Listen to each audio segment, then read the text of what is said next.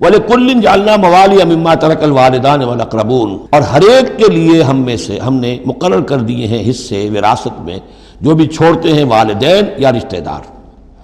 وَالَّذِينَ عَقَدَتْ أَيْمَانُكُمْ، ایک نیا مسئلہ یہ پیدا ہو گیا تھا کہ ایک دوستی ہوتی ہے، بھائی چارہ ہوتا ہے، یا مدینے میں حضور نے مسلمانوں کو بھائی بھائی بنا دیا تھا، ایک انصاری ایک مہاجر بھائی، تو کیا ان کا وراثت میں حصہ ہے؟ نہیں، یہ وراثت میں حصہ منہ بولے بھائیوں کا نہیں ہے، منہ بولے بیٹے کی کوئی حیثیت نہیں شریعت میں، منہ بولے بھائی کا کوئی حصہ نہیں ہے۔ ہاں اپنی زندگی میں تم والذین عقدت ایمانکم، جن کے ساتھ تمہارا کوئی معاہدہ ہوا ہے، کوئی دوستی ہوئی ہے، فآتوہم نصیبہم، انہیں ان کا حصہ دے دیا کرو، یعنی اپنی زندگی میں ان کے ساتھ جو بھلائی کرنا چاہو، کوئی ہبہ کرنا چاہو اپنی وراثت میں سے بھی، اپنی وراثت میں سے وصیت کرنا چاہو، یہ کر سکتے ہو، لیکن جو کہ قانون وراثت میں طے ہو گیا ہے، لا وصیت لوارث،